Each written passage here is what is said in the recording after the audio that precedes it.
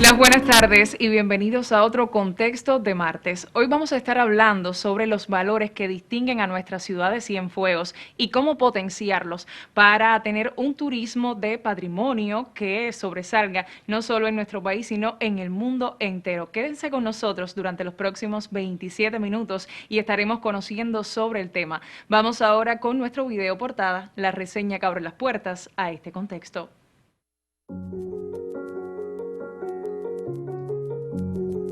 El turismo es considerado un recurso clave para el desarrollo de las comunidades y la conservación del patrimonio material e inmaterial.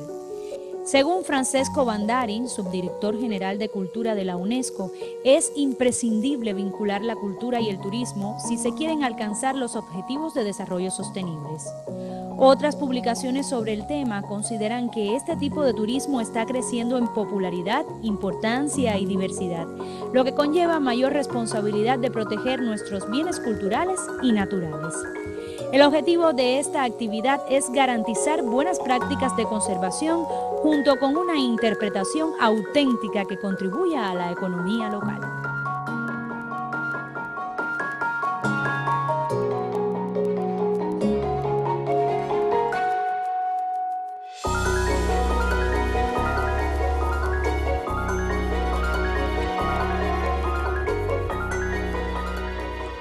Reseña introducía el tema de la tarde y quién mejor que mi invitado de hoy para hablar sobre el tema. Es el máster en ciencias David Soler Marchans. Bienvenido, profe, porque además es profesor de la Universidad de Cienfuegos Carlos Rafael Rodríguez y también está, es uno de los integrantes del Centro de Estudios Socioculturales de esta misma institución. Muchas gracias por la invitación y sobre todo gracias por invitarme a hablar sobre el tema. Vamos a estar hablando entonces de turismo patrimonial en nuestra ciudad de Cienfuegos, privilegiada además por estos elementos que conocíamos en la reseña y que vamos a ver a continuación. ¿Cómo podemos potenciar más el turismo patrimonial en nuestra ciudad? Bueno, hay que partir diciendo una cosa importante, que el turismo patrimonial forma parte del famoso turismo cultural que actualmente está creciendo en sus dimensiones, en sus conceptos con respecto a las prácticas turísticas. Antiguamente el turismo cultural solamente se dedicaba al arte, a la literatura y actualmente no. Actualmente se dedica a ese concepto amplio de la cultura que son todas las manifestaciones materiales e inmateriales que tiene la humanidad y por lo tanto eso amplía el concepto y la estrategia del turismo cultural. Dentro de eso está el turismo patrimonial. El turismo patrimonial, como dice en nuestro video, cada vez más está creciendo.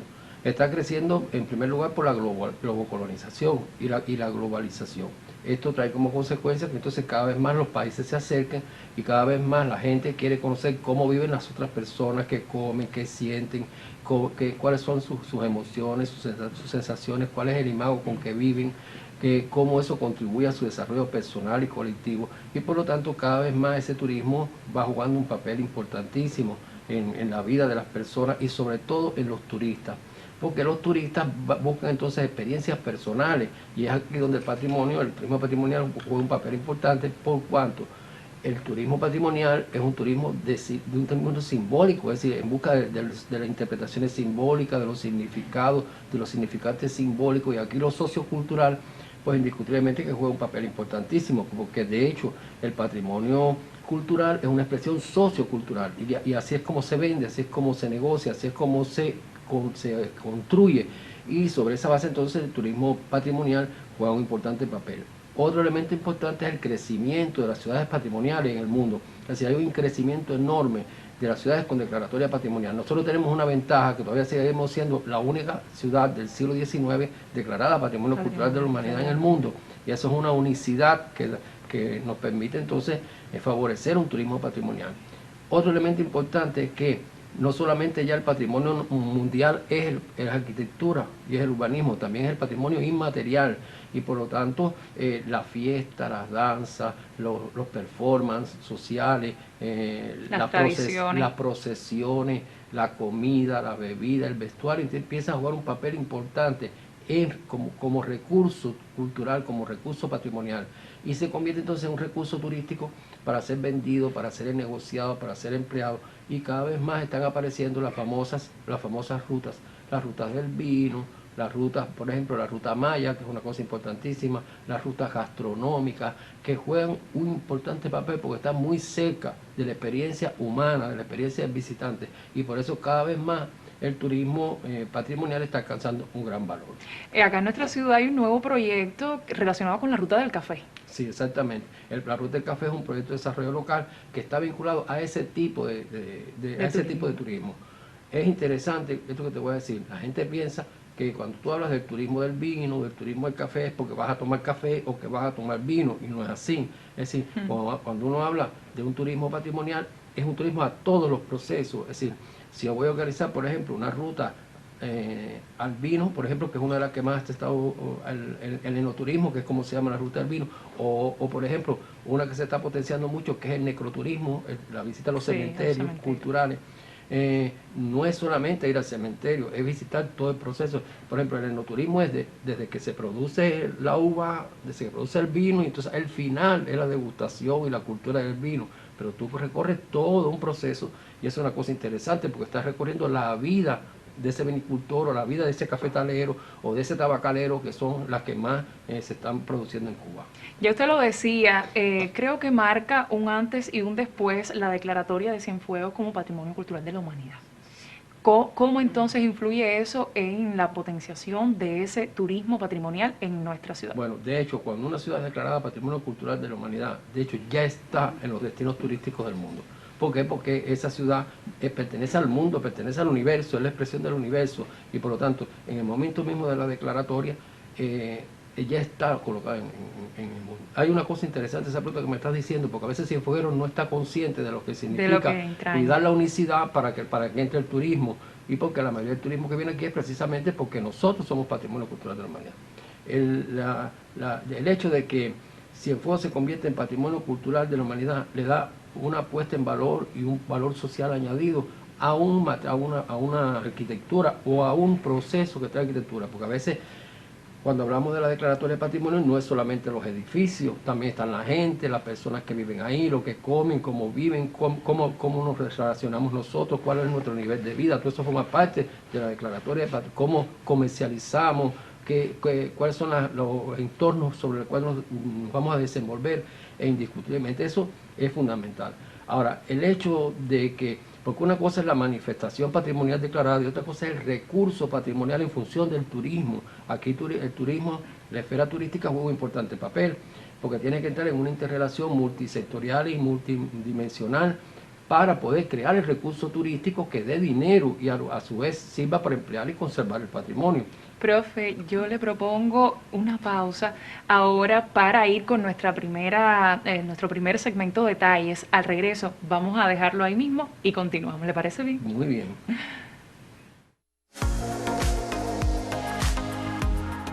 El trabajo es un ensayo monográfico que se presentó a concursar en los premios de musicología Argelier León y se titula Una emperatriz para la música cubana, Paulina Álvarez, de 1911 a 1965.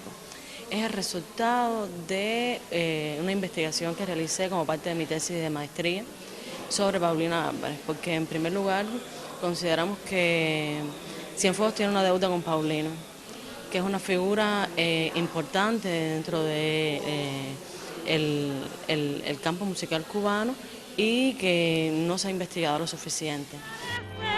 Que estás dormida. Ay, quien pudiera robarte un beso sin despertar. La investigación recoge elementos importantes que antes no habían sido descubiertos, podríamos decir, por la historiografía musical cubana. En primer lugar, es que en la investigación pudimos percatarnos que Paulina no nació el 29 de junio de 1912, como lo recoge la historiografía musical cubana, sino que fue el 28 de febrero de 1911. También su nombre completo está recogido dentro de la investigación, que su tercer nombre no lo recoge igual las investigaciones que se han hecho al respecto. Pero además, yo creo que también responde a una deuda que tiene la historiografía musical cubana con las mujeres. ¿Por qué? Porque las mujeres dentro de la música están atravesadas por diversos ejes de desigualdad. en primer lugar son mujeres que tenían ciertas desigualdades a la hora de acceder a trabajos. Si todo se acaba, si todo se va. En segundo lugar, con la mujer negra. ¿Por qué? Porque otro eje de desigualdad bien grande al que se enfrentó la mujer negra, fue el acceso al mercado laboral. En 1939, cuando Paulina fundó su primera orquesta, bueno, pues el Congreso de Mujeres estaba analizando el lugar que tenía la mujer negra dentro de la sociedad cubana. Y ya Paulina había alcanzado, ya era una figura relevante dentro del panorama musical cubano, una mujer negra, ¿verdad? Y estaba dirigiendo su propia orquesta, estaba en la cúspide, pudiéramos decir, de la fama de Paulina.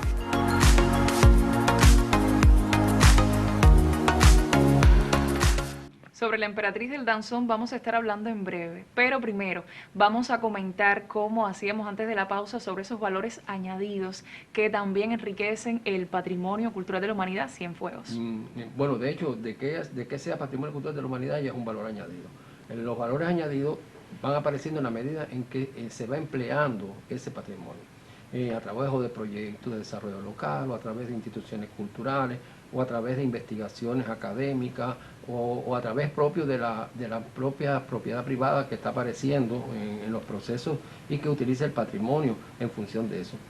Utilizar el patrimonio es lo principal para el valor añadido. El patrimonio que no se emplee no genera valor añadido.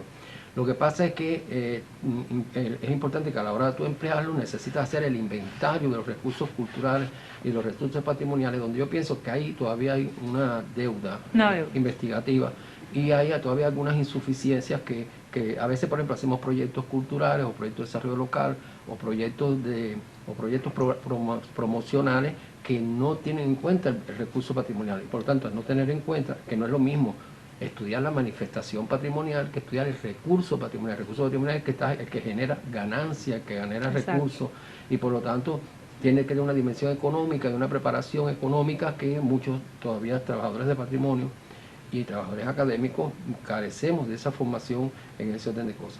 El recurso patrimonial es importante porque es el que te garantiza la cotidianidad, la sistematicidad del patrimonio. Si la persona no ve que el patrimonio para el cual fue declarado o el cual es parte no se revierte en una utilidad personal, colectiva o comunitaria, indiscutiblemente que la sostenibilidad del patrimonio empieza a caer.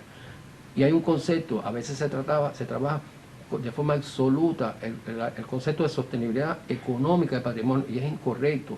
La sostenibilidad del patrimonio no es otra cosa que la entrega a la futura generación del patrimonio que está declarado. Si la generación que la antecede no es capaz de entregarle o preparar para que esa generación la coja en sus manos en condiciones de modernidad, en condiciones de su generación, y le añada los valores de su generación, entonces el patrimonio se pierde y por lo tanto o deja de perder valor, y eso es importante a veces conocerlo, y nos aferramos un poco a la visión apologética y nostálgica del patrimonio cuando realmente ese no es la necesidad del patrimonio en estos momentos. Y esta es una cuestión que realmente resulta muy interesante con respecto al valor añadido.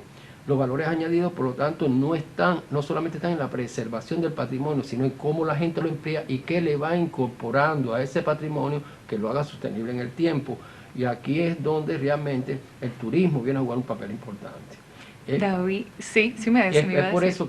Por eso es que tiene que haber una relación mancomunada entre turismo y patrimonio y cultura, porque es la única manera en que eso puede integrarse y entonces aparecer como un proceso y como productos que están en beneficio de la población. Bueno, ahora sí, vamos a una pausa. Al regreso estamos con más.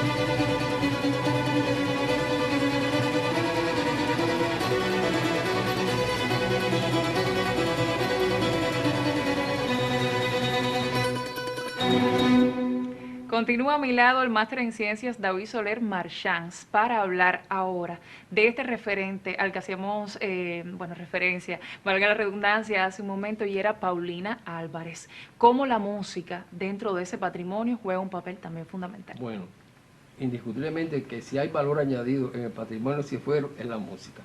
La música que tiene una visión histórica del siglo XIX y que realmente tiene características muy singulares en Cienfuegos. Primero, el hecho de la entrada de la modernidad a nuestra ciudad y a nuestra región histórica, las características propias que trae consigo la modernidad y la introducción de la tecnología en la comunidad, la visión enciclopedista y cultural que tiene ese proceso de la modernidad, cae en la música muy bien. Nosotros tenemos algunas particularidades que incluso yo a veces cuando doy en las clases se lo digo a los muchachos. La música de salón es cienfueguera, sí. y por lo tanto hay que rescatar la música de salón. Por ejemplo, nuestras grandes sociedades siempre tenían un espacio para colocar las orquestas, porque la música de salón es importante. La charanga tiene sus orígenes en Cienfuegos, pero casi todas las etapas de la historia musical de Cienfuegos tienen grandes personalidades musicales, y son personalidades que trascienden no a Cienfuegos, trascienden a Cuba, son figuras internacionales. Yo no voy a hablar de Benny Moré porque es el que más se usa, pero realmente hay muchos, por ejemplo, muchos boleristas del periodo de la trova de la década de 30 y 40 que se conoce como la trova intermedia. A unos músicos les gusta, a otros no les gusta que digan la trova intermedia, pero todo ese periodo de boleristas, la mayoría de los boleristas de cubanos son cienfuegueros. La trova que surgió en la calzada de Dolores y en esa zona donde tenemos todavía exponentes importantísimos como por ejemplo el doctor Espinosita, todavía tienen una connotación social por el lirismo, el romanticismo, los valores que trascienden y que es importante rescatarlo. La nueva trova, hasta en el sitio, es increíble la manera en que trabajan y organizan sus procesos musicales. Por lo tanto, hay una herencia en la música. Es increíble contar con los Naranjos, que es la única agrupación más antigua, una de las agrupaciones más antiguas de Cuba. Y por lo tanto, eso te dice que hay un sentido de pertenencia y pertinencia al patrimonio musical, y eso es importantísimo. Y que debemos seguir explotando, sin duda alguna. Vamos ahora, profe, con la segunda parte de nuestro segmento reseña.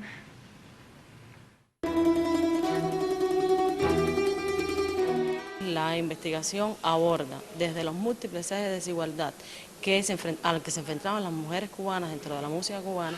Bueno, pues la figura de Paulina Álvarez, quien obtuvo un capital simbólico importante y fue reconocido así incluso ya en los años en que no dirigía orquesta propia, estaba como solista, ya era reconocido como una artista consagrada. Se le podía ver en los diferentes cabarets de La Habana con artistas jóvenes muy populares. Nos aparta sin piedad. Y siempre el reconocimiento del público fue bien grande hacia ella. De eso fue el premio, yo súper contenta de haberlo obtenido y bueno, seguiremos investigando la figura de Paulina.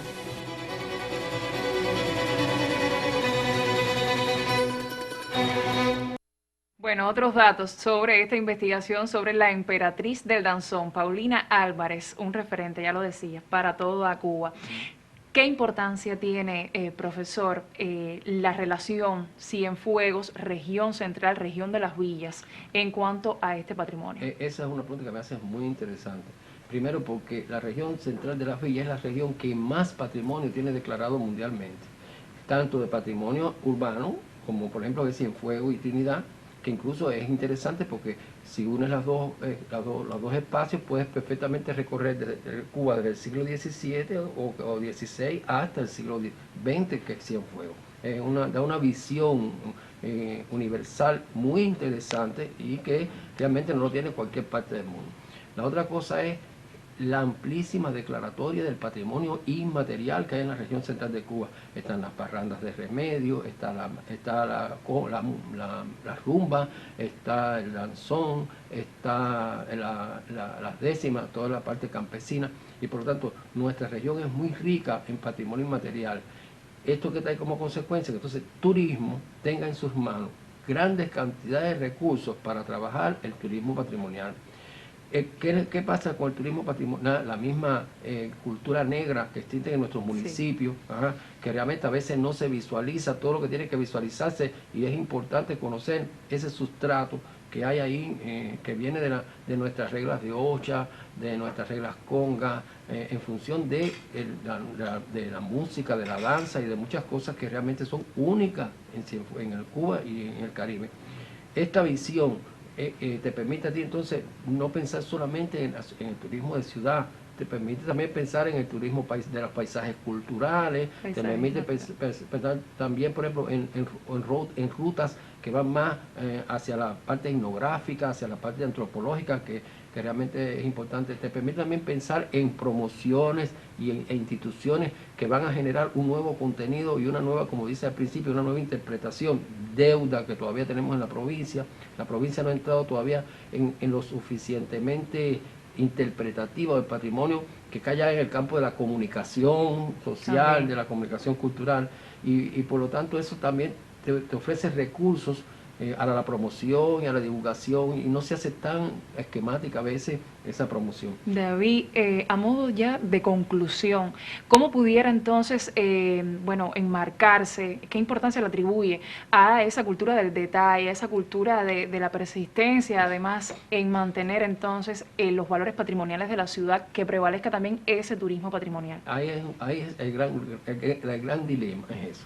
¿Por qué? Porque indiscutiblemente que el turismo genera una sobrecarga al contenedor, una sobrecarga a los procesos culturales, y el turismo también trae cosas malas, vamos a hablar claro, y por lo tanto la idea de la gestión patrimonial turística la idea es emplear para conservar. Es decir, yo empleo, analizo, estudio el recurso, lo empleo para tener dinero para poder conservar, transmitir, comunicar y dar a conocer el patrimonio desde la amenidad, desde el disfrute, y que influye en esa calidad de vida de las personas.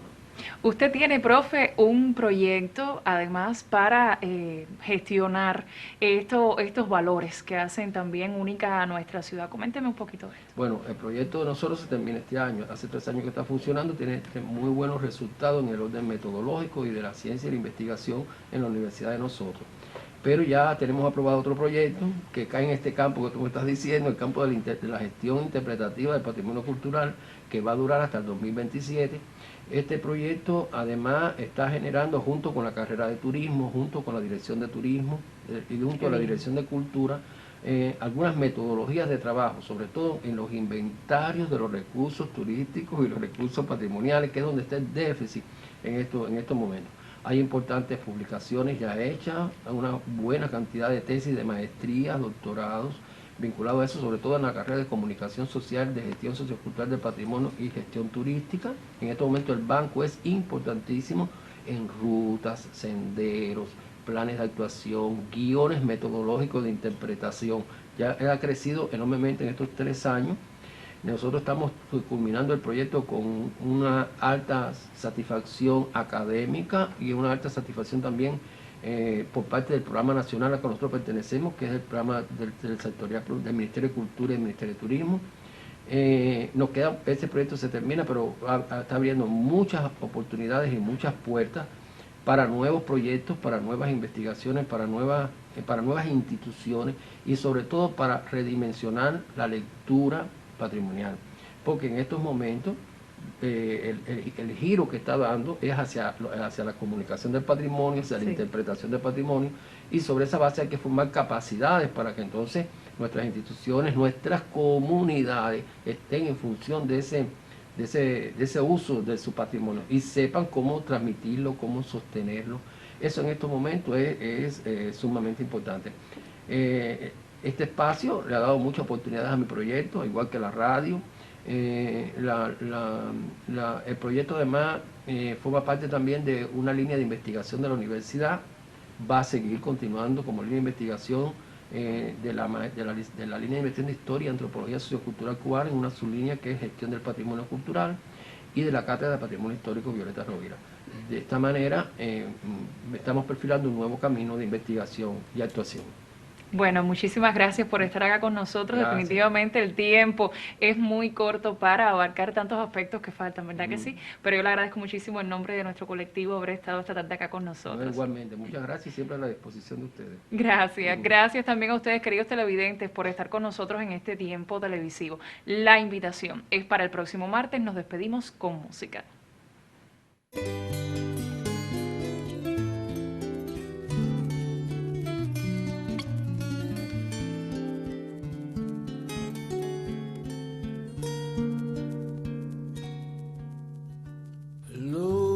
Luna lejana, novia helada, no nos dejes tan solos, que nos hace llorar. Luna, cienfueguera luna, parpadees sobre el mar. Tienes inquietud de estrellas, de marinos y mujer. Eres novia blanca de nuestros amores. Luna cienfueguera, luna De cristal, cuando tú te alejas, huyen tus reflejos. mira cómo viajan los camaroneros. A encender luceros en el litoral. Mira cómo viajan los camaroneros. A encender luceros En el